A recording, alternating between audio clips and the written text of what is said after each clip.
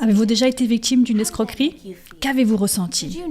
Saviez-vous que la plus grande escroquerie de l'histoire du monde a conduit à l'une des plus grandes contrefaçons de tous les temps? Je m'appelle Camille Othman et je vais partager comment éviter la plus grande contrefaçon dans l'histoire de l'humanité. Bienvenue dans Découvrir les prophéties bibliques. L'apparition d'une pandémie mondiale. Dernière nouvelle sur le coronavirus. Polariser la politique mondiale. Mauvaise gestion et corruption. De plus en plus de catastrophes naturelles. Les incendies en Australie sont un avertissement de ce qui pourrait se passer dans le monde. Qu'est-ce que tout cela signifie? Que nous réserve l'avenir?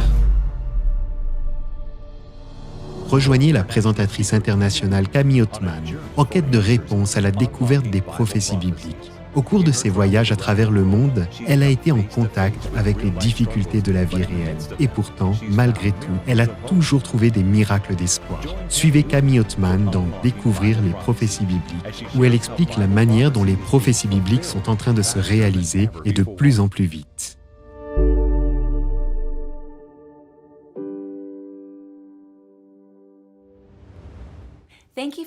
Merci de nous rejoindre dans Découvrir les prophéties bibliques. J'apprécie tellement l'opportunité de partager cela avec chacun d'entre vous. Maintenant, si c'est la première fois que vous nous regardez, faites-le nous savoir en laissant un commentaire dans le chat.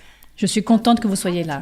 Si vous n'avez pas regardé l'épisode d'hier concernant le jour du sabbat de la Bible, ne vous inquiétez pas, allez simplement sur le site awr.org/bible et vous le trouverez dans les archives.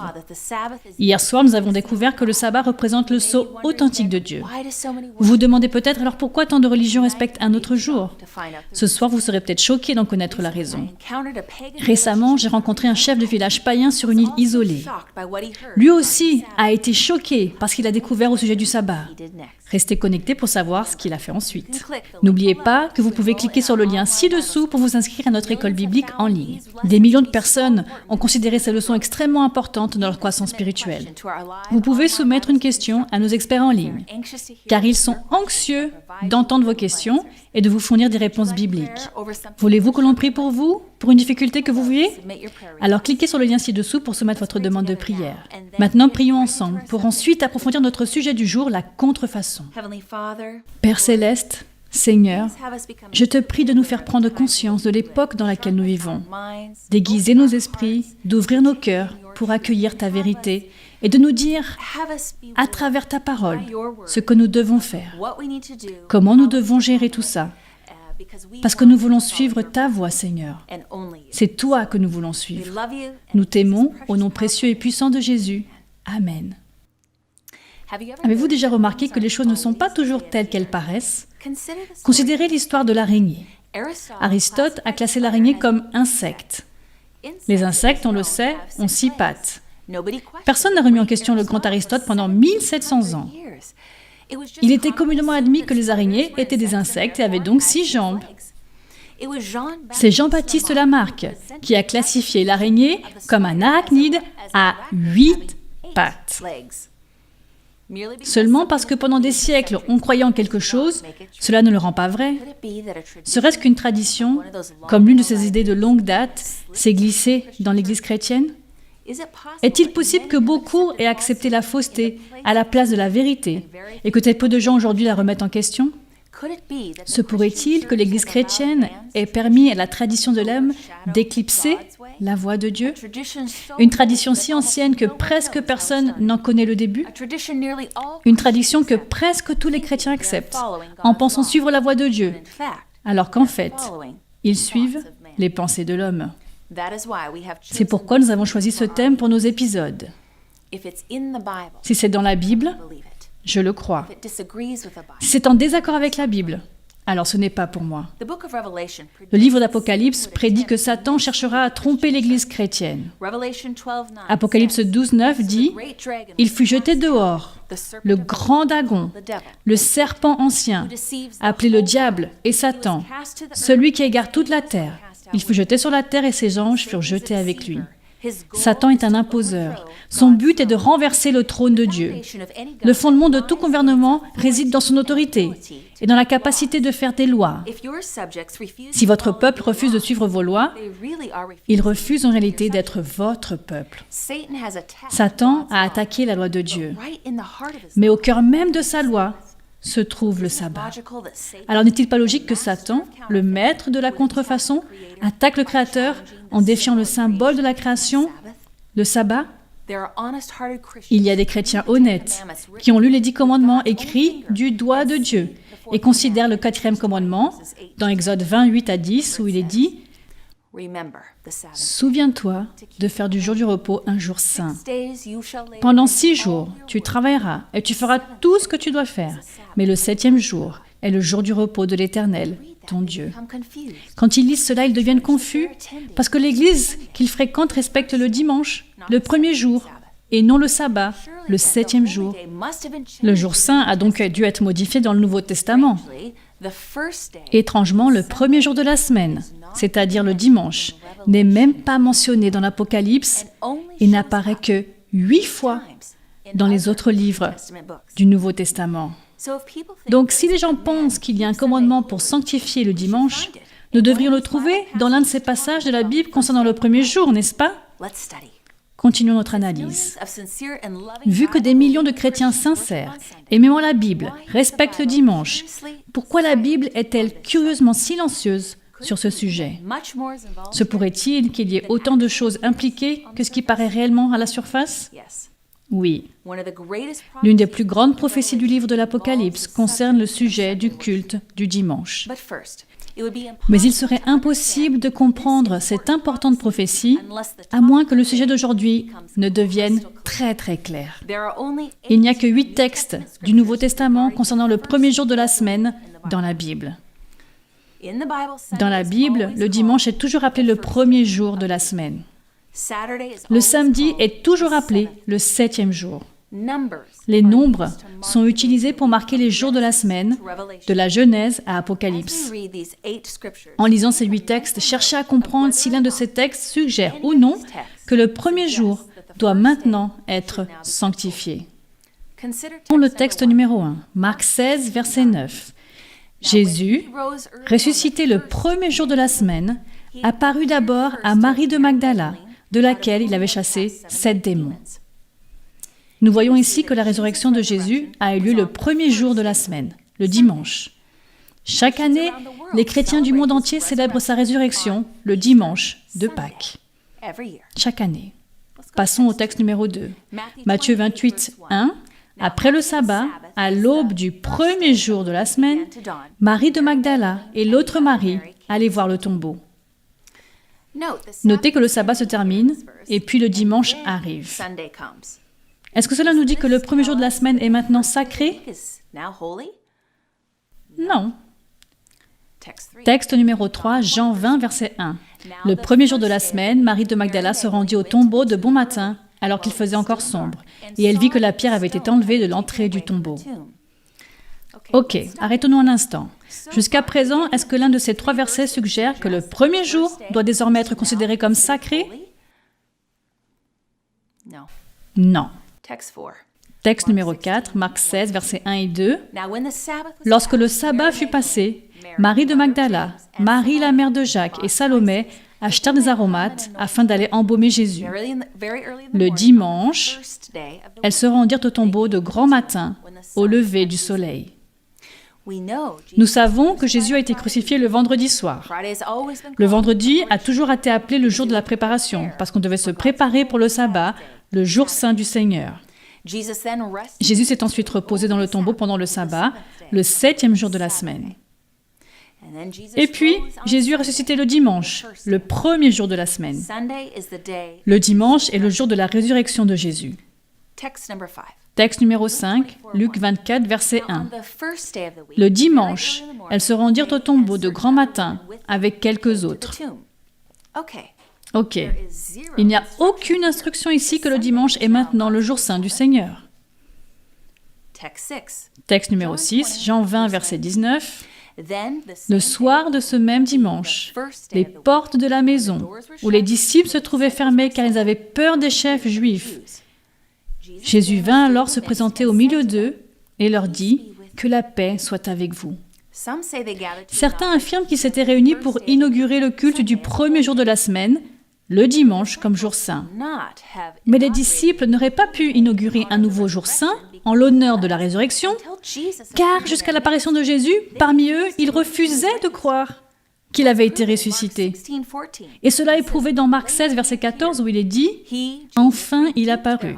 Il, Jésus, leur reprocha leur incrédulité et la dureté de leur cœur, parce qu'ils n'avaient pas cru ceux qu'il avait vus ressusciter. » Bon, mes amis, jusqu'à présent, ces 6 passages ne disent rien sur le changement du jour du Saint du Seigneur, le sabbat, avec le premier jour, le dimanche. Mais continuons à chercher, nous avons 2 autres textes qui mentionnent le premier jour de la semaine. Texte 7, 1 Corinthiens 16, versets 1 et 2. En ce qui concerne la collecte en faveur des saints, faites-vous aussi, comme j'ai prescrit aux églises de la galaxie, que chacun de vous, le dimanche, mette de côté chez lui ce qu'il pourra, en fonction de ses moyens, afin qu'on n'attende pas mon arrivée, pour écouter les dons. Paul leur demande de mettre de côté une partie de leur argent au début de la semaine, pour qu'ils soient prêts pour leur offrande du sabbat.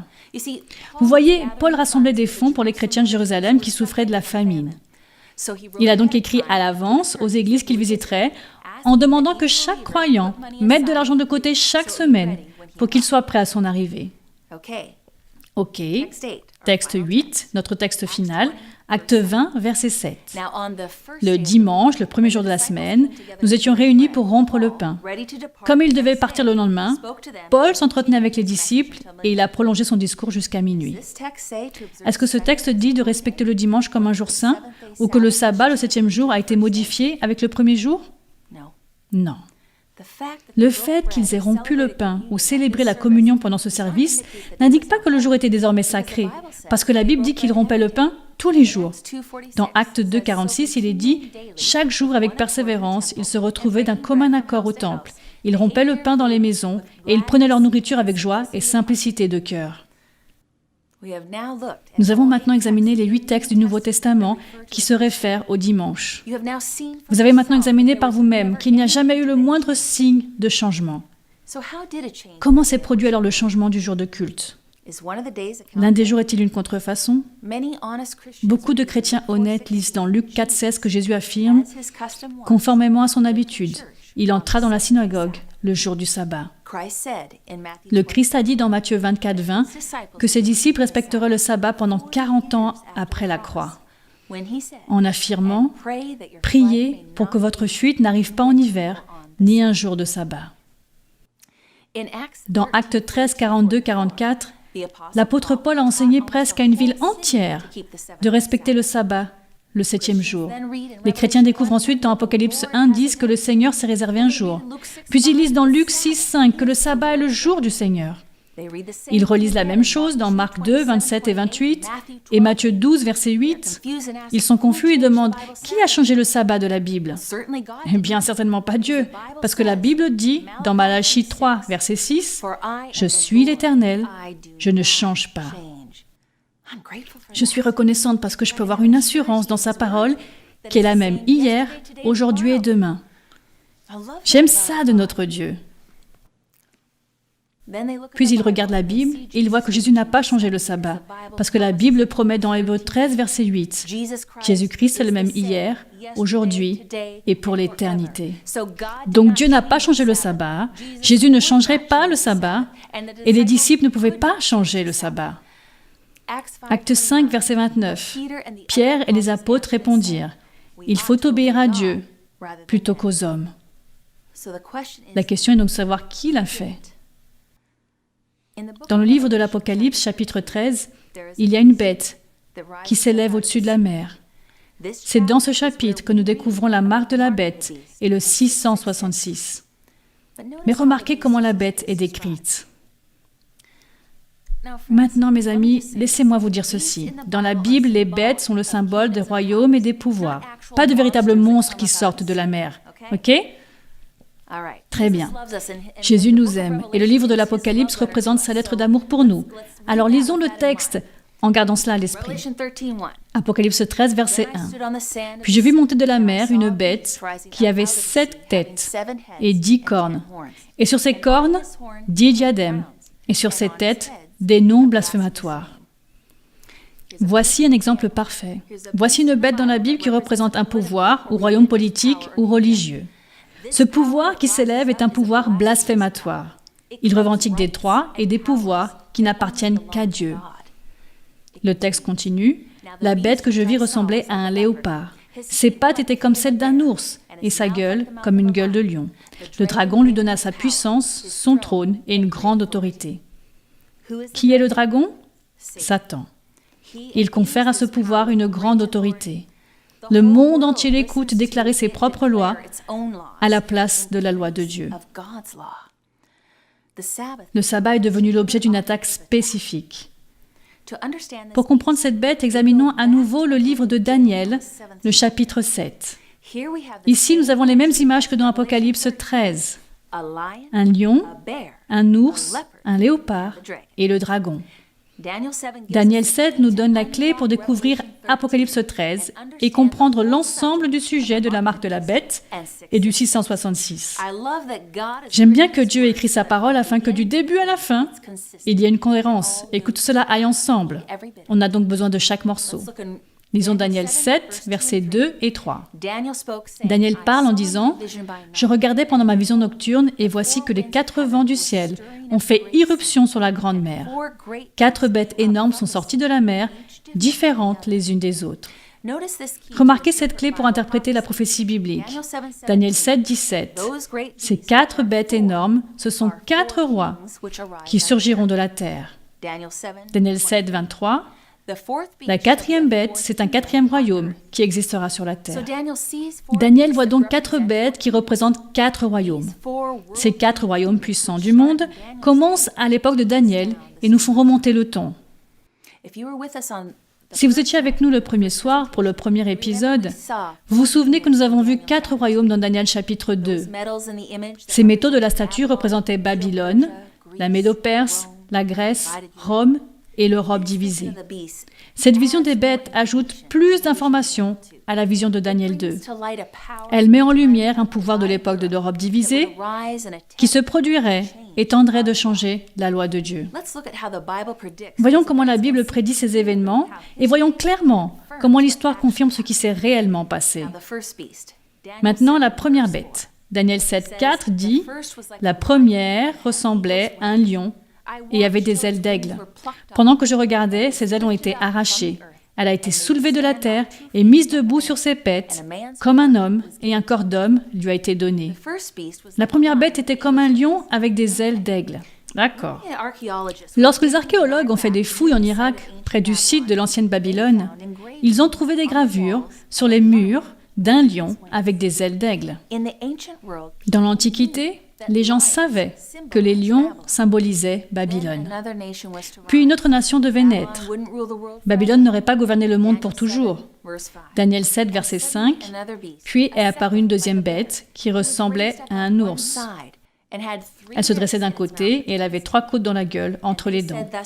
On lui disait « Lève-toi, mange beaucoup de viande ». Les royaumes combinés des Mèdes et des Perses ont renversé Babylone.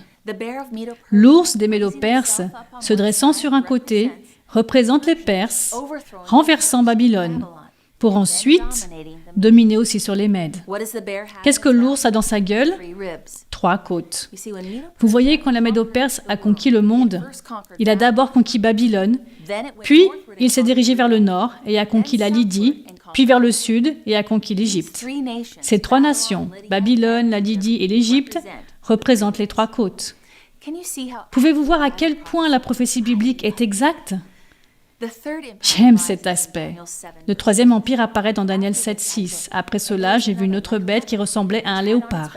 Elle avait 4 ailes sur les dos, comme celles d'un oiseau. Cette bête avait 4 têtes et la domination lui a été donnée. La Grèce est devenue la 3e nation dont l'ascension était prévue. Nous savons qu'Alexandre le Grand était le chef grec le plus éminent. Il avait un peu plus de 30 ans quand il a conquis le monde entier, connu à l'époque. Et si vite! Comprenez-vous pourquoi la Grèce est représentée comme un léopard avec des ailes? Mais que représentent les 4 têtes? Alexandre le Grand est mort à l'âge de 33 ans. Contrairement à la plupart des royaumes, le fils d'Alexandre n'a pas pris le trône. À sa place, les 4 généraux ont divisé l'empire grec et chacun en a pris une partie pour régner. Ainsi, le léopard a 4 têtes.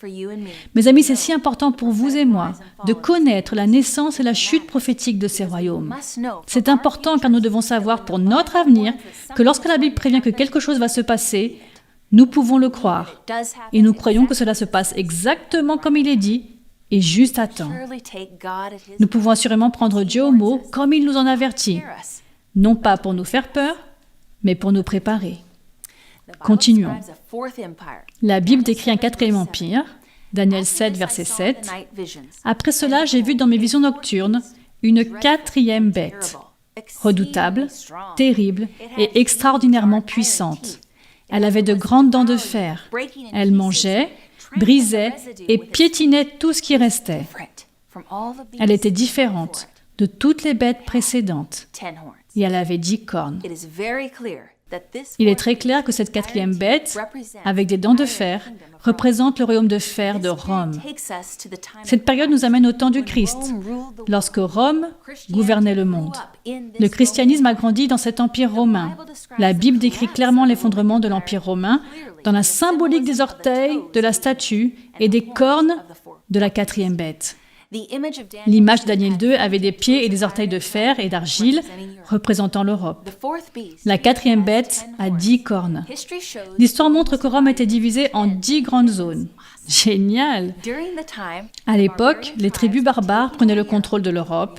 L'apostasie religieuse était entrée dans l'Église et il y avait un conflit sur l'adoration et le sabbat a été modifié. Daniel 7, verset 8, « Je regardais les cornes, et j'ai vu une autre petite corne sortir du milieu d'elle. 3 des premières cornes ont été arrachées devant elle. Sur cette corne, il y avait des yeux pareils à ceux d'un homme, et une bouche qui parlait avec arrogance. » En Europe, parmi ces 10 cornes, il y a une autre puissance qui s'élève. Une petite corne, qui est différente de toutes les autres. La Bible nous donne des preuves permettant d'identifier clairement ce pouvoir. Tout d'abord, cette petite corne figure parmi les 10 premières cornes. Donc si les 10 cornes sont des divisions de Rome, alors cette petite corne doit naître à l'intérieur de la Rome occidentale. Oups, excusez-moi, de l'Europe de l'Ouest. Cette petite corne ne naît pas en Asie, en Afrique ou dans les Amériques. Ses racines se trouvent sur le sol européen. Deuxièmement, la Bible dit « Cette petite corne sortira du milieu des 10 cornes ». Il ne peut donc pas du tout arriver à l'époque de Babylone, de la Médo-Perse, de la Grèce ou de Rome. Cela doit arriver après la chute de l'Empire romain. Soyons clairs sur ce point, mes amis, parce qu'il y a plusieurs d'autres théories qui ne sont pas bibliques. Cela doit arriver après la chute de Rome. La Bible dit aussi que cette petite corne a des yeux pareils à ceux d'un homme. Les yeux représentent l'intelligence, mais c'est la sagesse de l'homme, pas celle de Dieu. C'est un système humain et religieux basé sur les enseignements de l'homme qui allait naître de Rome. Notez que dans Daniel 7, verset 24, la Bible dit que cela est différent des autres. On lit « Elle était différente de toutes les bêtes précédentes ». Parce que ce n'est pas d'abord un pouvoir politique, c'est aussi un pouvoir religieux, un pouvoir politico-religieux.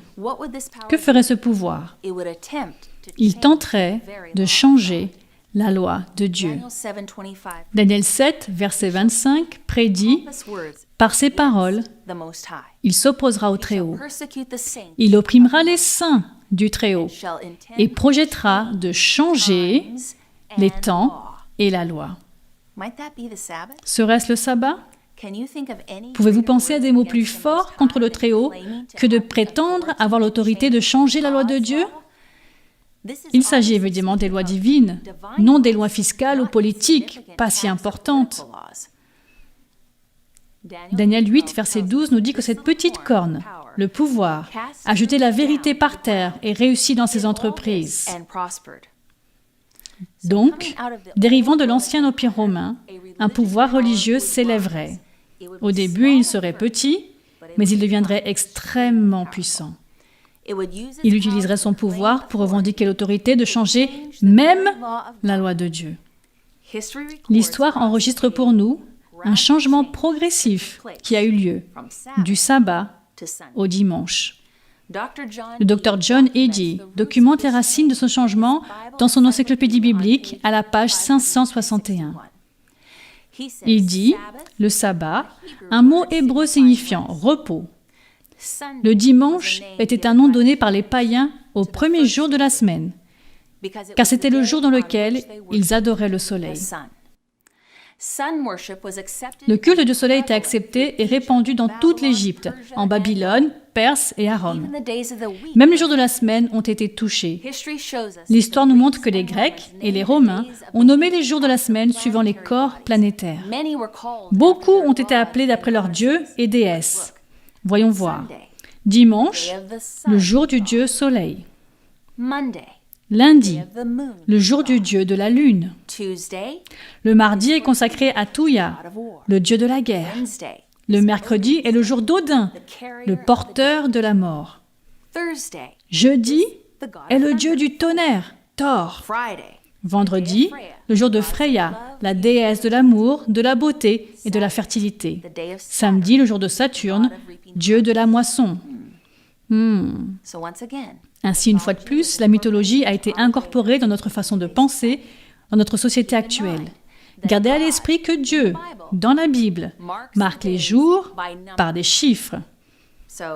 Nous avons donc le premier jour, le 7e jour, tout ça tout au long de l'Ancien Testament et du Nouveau Testament. Dieu se réfère aux jours par des nombres. Très bien.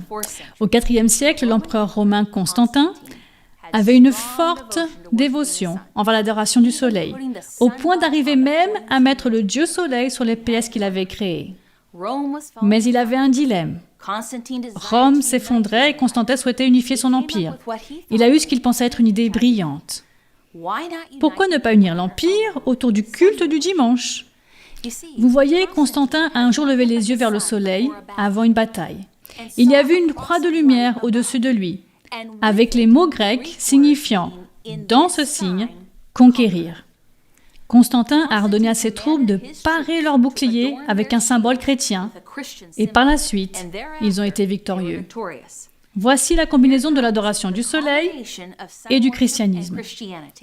Le décret de Constantin en 321 après Jésus-Christ dit « Dans le vénérable jour du soleil, que les magistrats et les personnes résidant dans les villes se reposent et que tous les magasins soient fermés. » Dans une tentative d'unification de l'Empire, Constantin a promulgué la première loi du dimanche. Au temps de Constantin, il faisait marcher ses armées à travers une rivière pour ensuite les considérer comme étant baptisés. Ce n'est qu'une bande de païens mouillés. Ici, l'Église et l'État se sont donné la main pour tenter de christianiser les païens et unifier l'Empire. Le gouvernement romain et l'Église romaine se sont unis. Et voici une déclaration étonnante, qui est vraiment incroyable. Cela remonte à mars 1994, dans Catholic World, à la page 809. Je cite, « Le soleil était un Dieu primordial, plein de piété. Il y a en vérité quelque chose de royal dans le soleil, ce qui en fait un emblème approprié de Jésus, le soleil de la justice. C'est pourquoi l'Église dans ces pays semble avoir dit « Gardez ce vieux nom païen, cela restera consacré et sanctifié. » Et donc le dimanche païen, dédié à Balder, le dieu mythique du soleil, est devenu le dimanche chrétien. Voyez-vous comment le dimanche est entré dans l'Église? Les chrétiens, pour échapper à la persécution, avaient depuis plusieurs années demandé de se distinguer des Juifs. Le dimanche a été progressivement mis en valeur à cause de la résurrection du Christ, et peu à peu, les dirigeants de l'Église, afin de rendre plus confortables les adorateurs païens du soleil, ont commencé à respecter le dimanche à la place du sabbat biblique. Constantin voulait unifier son empire et les chefs de l'Église romaine voulaient convertir les païens. Le dimanche est donc devenu le moyen d'accomplir les deux choses. Le sabbat biblique a été modifié par l'Église et l'État romain. Dieu ne l'a pas changé. Jésus ne l'a pas changé. Les disciples ne l'ont pas changé. Et il faudrait que vous me convainquiez que plus de 20 millions de Juifs se sont réveillés un jour, oubliant les jours de la semaine. En tant que nation, ils ont respecté le sabbat, le 7e jour, depuis avant l'Exode. Le Concile de l'Église catholique de Laodicée enregistre la première interdiction de respecter le sabbat de la Bible. Les évêques catholiques romains s'y réunirent et analysèrent ce qui s'est passé au Concile de Laodicée en 325 après Jésus-Christ. Citation. « Les chrétiens ne doivent pas judaïser, c'est-à-dire qu'ils ne respecteront pas le sabbat et ne seront pas inactifs le samedi, mais ils honoreront tout particulièrement le jour du Seigneur et en tant que chrétiens, ils doivent, si possible, ne pas travailler ce jour-là. Si toutefois on les trouve judaïsants, ils seront exclus du Christ. » Fin de la citation. Voici donc un concile d'Église qui s'unit avec le gouvernement romain sous Constantin et dit que nous déplaçons l'autorité du sabbat au dimanche. Cela permettra d'unifier l'Empire et de nous éloigner des Juifs. Ce faisant, cependant, ils accomplissaient inconsciemment la prophétie de Daniel, dans Daniel 7, verset 25. Il projettera de changer les temps et la loi. Cela souligne qu'une puissance terrestre qui grandit à partir de Rome tenterait de changer la loi de Dieu. Dieu dit, faites attention. Passons maintenant au catéchisme du converti, un guide pédagogique catholique romain, et lisons leur réponse concernant le changement du sabbat. C'est très clair, mes amis. Question, quel est le jour du sabbat? Réponse, le samedi est le jour du sabbat. Question, pourquoi observe-t-on le dimanche au lieu du sabbat? Réponse, parce que l'Église catholique a transféré la solennité du samedi au dimanche. Maintenant, j'aimerais faire une pause. Il est important pour moi de vous dire personnellement que nous allons aborder de nombreux sujets importants et je citerai différents documents historiques qui ne sont pas destinés à accuser des individus, mais à montrer que la prophétie s'accomplit. Je crois qu'il y a beaucoup de prêtres et de croyants fidèles dans le catholicisme romain qui servent Dieu au mieux de leur capacité et sont considérés par Dieu comme ses enfants. Les informations citées ici sont uniquement destinées vers le système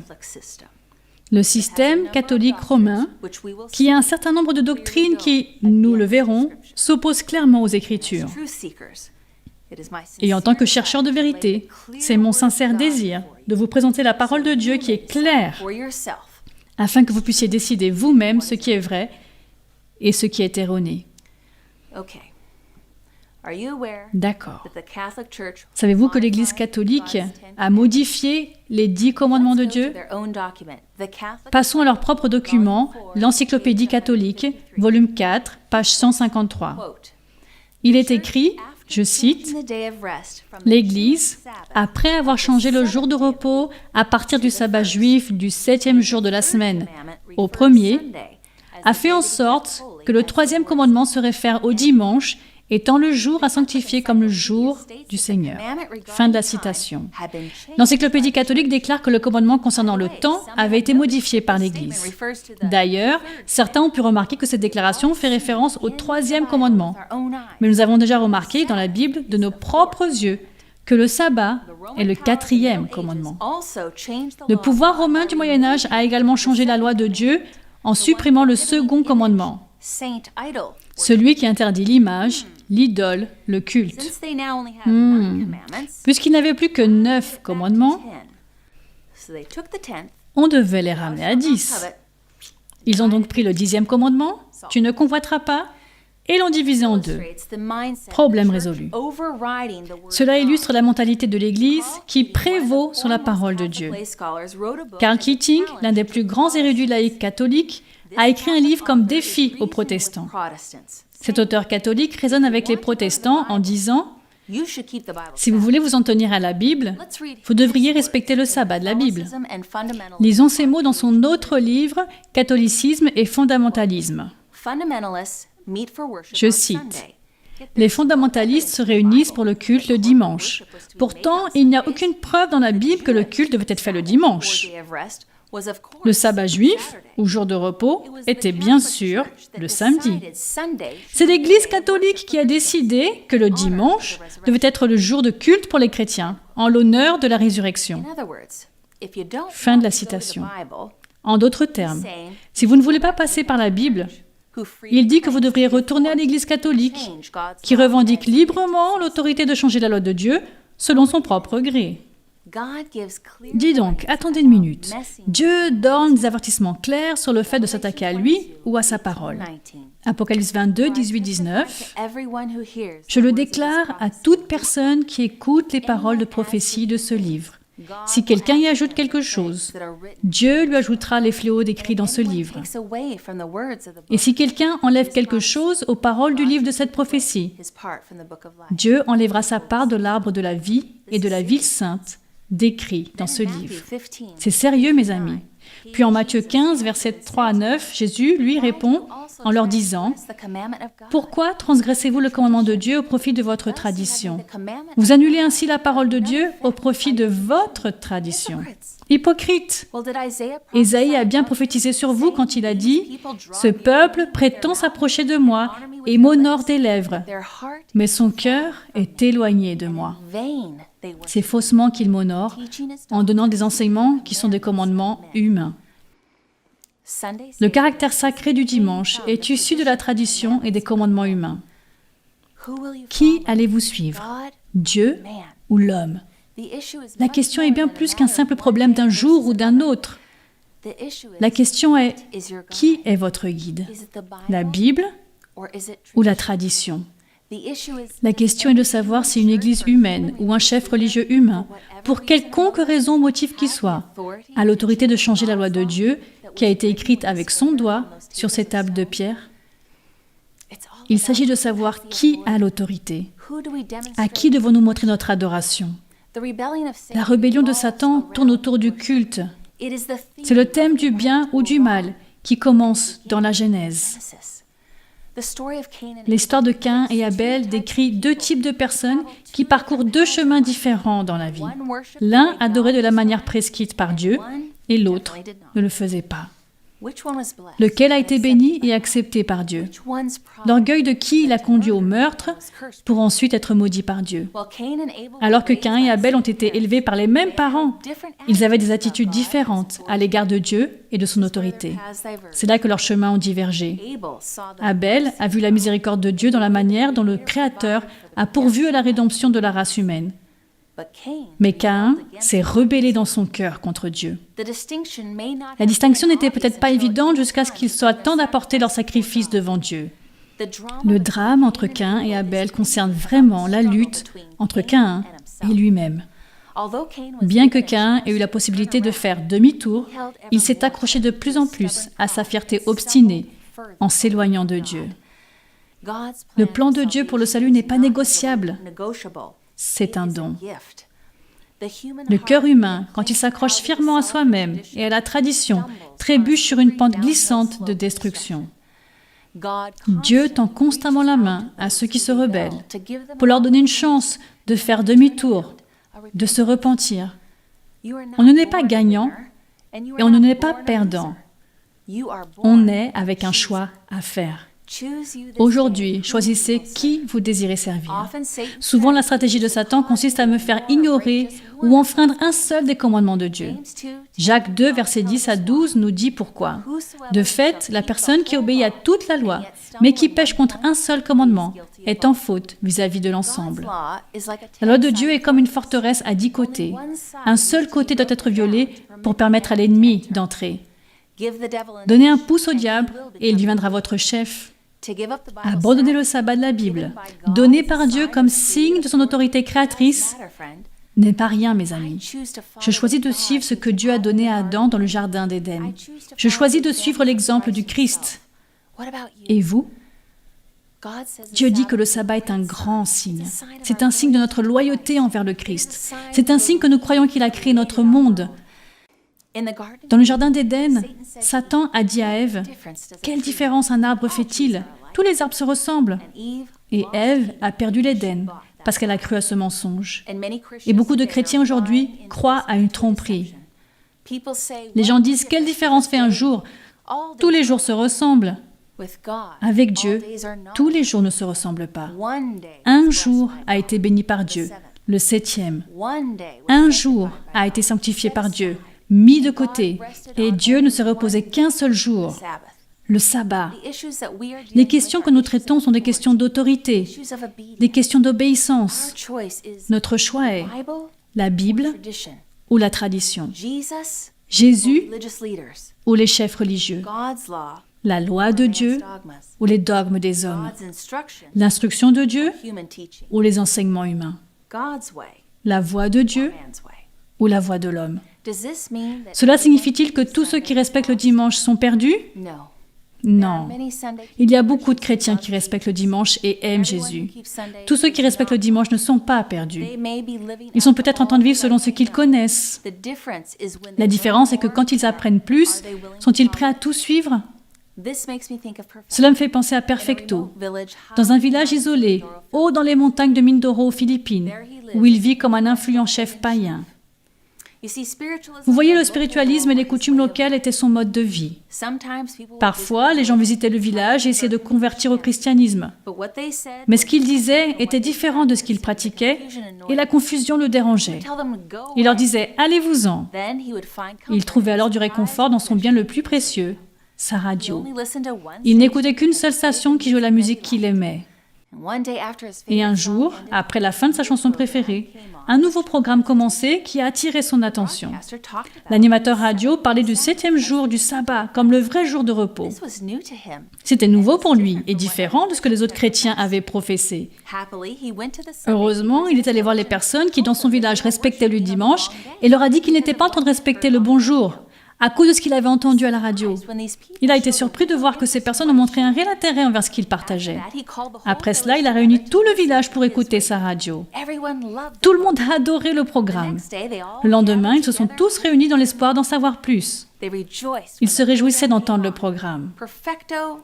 Perfecto était convaincu que ce qu'il entendait était la vérité. Il s'est adressé à l'animateur radio pour lui dire que tout son village voulait être baptisé. Les 77 personnes. La vérité de la Bible a changé pas seulement sa vie, mais celle de tout son village. Je n'oublierai jamais la sortie de Perfecto de l'eau en levant les mains vers Jésus lors de son baptême, où 1400 autres âmes l'avaient rejoint en donnant leur vie au Christ. Dans Apocalypse 14, verset 12, la parole de Dieu dit: c'est ici qu'est nécessaire la persévérance des saints, qui gardent les commandements de Dieu et la foi en Jésus. Dans les derniers jours de l'histoire du monde, Dieu aura un groupe de personnes qui aiment Jésus. Ils l'aiment tellement qu'ils lui obéissent à tout prix.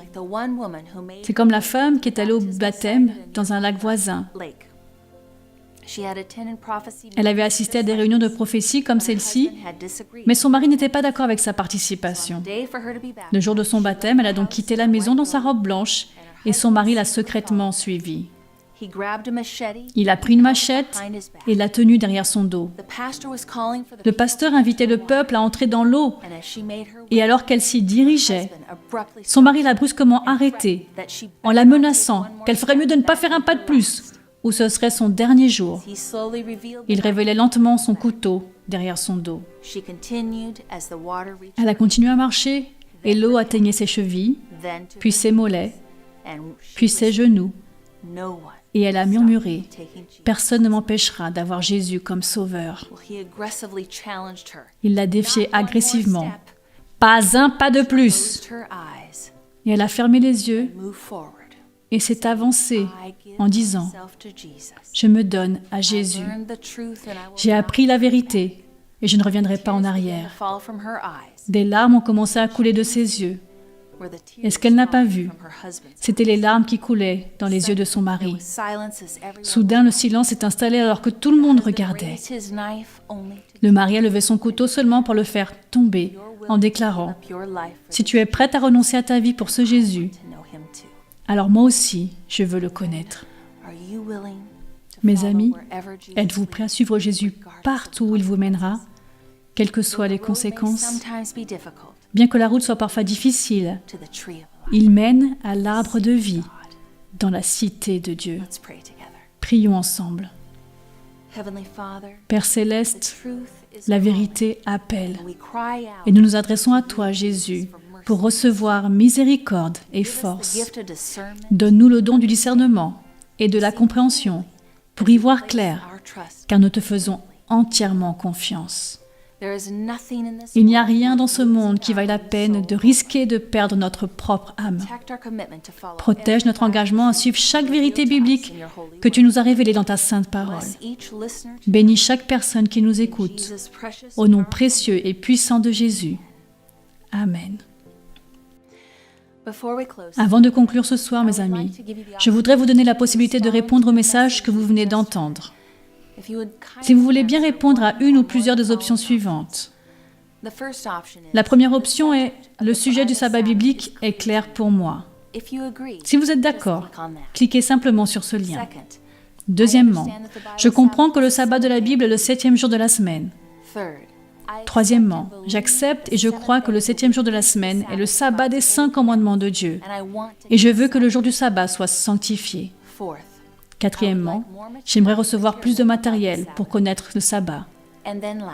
Et enfin, comme certains d'entre vous l'ont déjà demandé, je voudrais être baptisé et entamer le processus pour le faire. Il vous suffit de cliquer sur le lien pour donner votre réponse. Mes amis, il y a des gens qui, en ce moment même, attendent de répondre à vos questions ou de prier avec vous. Il suffit de cliquer sur le lien pour être connecté. Maintenant, assurez-vous de me rejoindre demain soir pour ce sujet important qu'il ne faut pas rater. Que dit la Bible sur ce qui se passe quand on meurt? Vous constaterez que c'est peut-être différent de ce que beaucoup de gens pensent. Que Dieu vous bénisse et à demain pour notre sujet, le tombeau, où nous découvrirons d'autres prophéties bibliques. Choisissez la voie de Dieu. Bonne nuit, mes amis.